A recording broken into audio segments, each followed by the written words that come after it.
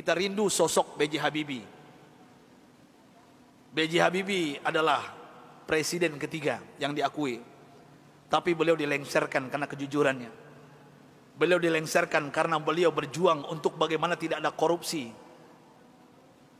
B.J. Habibie adalah orang soleh yang kita tahu dalam sejarah, orang hebat, diakui di dunia walaupun di Indonesia disepelekan. Apa yang beliau lakukan walaupun beliau sudah tiada, meninggal dunia? Indah kisahnya, dan saya pun terinspirasi dengan beliau yang hebat ini. Beliau orang kampung dari Makassar, Parepare, suatu ibu kota hari ini, Parepare. Saya pernah diundang ke sana oleh wali kotanya. Saya lihat patungnya Habibie dan Ainun, dan ternyata beliau orang kampung, orang biasa, orang sederhana. Allah berikan kecerdasan di otaknya. Kenapa? Kita merindukan sosok pemimpin pejabat seperti beliau, yang tidak durhaka kepada orang tuanya, memuliakan orang tuanya, tidak pencitraan belaka. Dan hebatnya lagi ketika beliau ke ITB meloncat kuliahnya. Dan hebatnya lagi ketika beliau melanjutkan studinya ke Jerman. Disinilah saya pribadi mendapatkan inspirasi. Pesawat terbang Bapak Ibu yang kita naik itu, di ketinggian tertentu kalau nggak pas bikinnya bisa retak, Pak. Pesawat itu bisa retak. Siapa yang bisa menyelesaikan itu? B.J. Habibie, Pak. Di dunia yang bisa menyelesaikannya B.J. Habibie. Sampai beliau digelari oleh teman-temannya di Jerman apa? Mr. Crack, Mr. Retak. Bukan retak otaknya, Pak. Nah, pejabat kita yang banyak retak otaknya, Pak. Ini maksud saya apa? Pesawat yang retak itu beliau bisa menyelesaikannya. Ini kehebatan Habibie yang mungkin dilupakan oleh bangsa ini. Tapi ada yang lucu, aneh bin ajaib, ternyata beliau bukan orang tercerdas di dunia. Sampai beliau di Jerman, apa yang terjadi?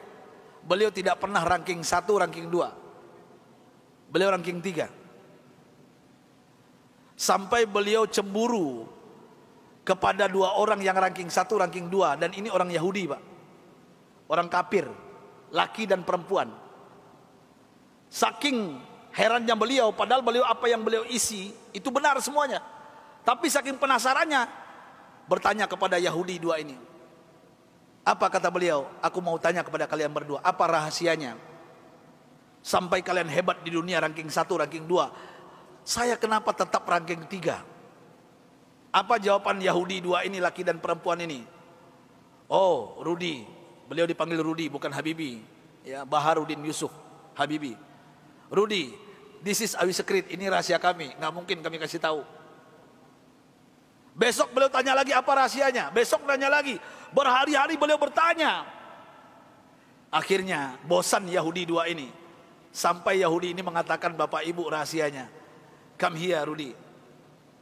Sini Rudi, kami mau mengatakan kepada engkau, tahukah engkau rahasia? Kenapa kami cerdas? Kenapa kami ranking 1, ranking 2 hebat? Apa jawabannya? Ini yang membuat B.J. Habibie malu dan meneteskan air mata. Pahlawan yang hebat ini, ketika Yahudi ini mengatakan, kami di sepertiga malam terakhir, jam 3 bahasa kita di Jakarta, bangun. Setelah itu kami mandi. Setelah mandi kami pakai baju yang wangi. Setelah itu kami ambil Al-Quran. Kami baca Al-Quran. Kaget B.J. Habibie. You read Al-Quran? Yes. Kalian kan kafir Yahudi, kenapa baca Al-Quran? Kami yakin dengan Al-Quran.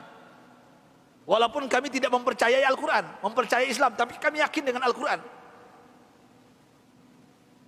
Heran B.J. Habibie, orang kafir Yahudi yang juara 1, juara 2 di Jerman ini, setiap jam 3 pagi mandi, pakai minyak wangi, baca Quran.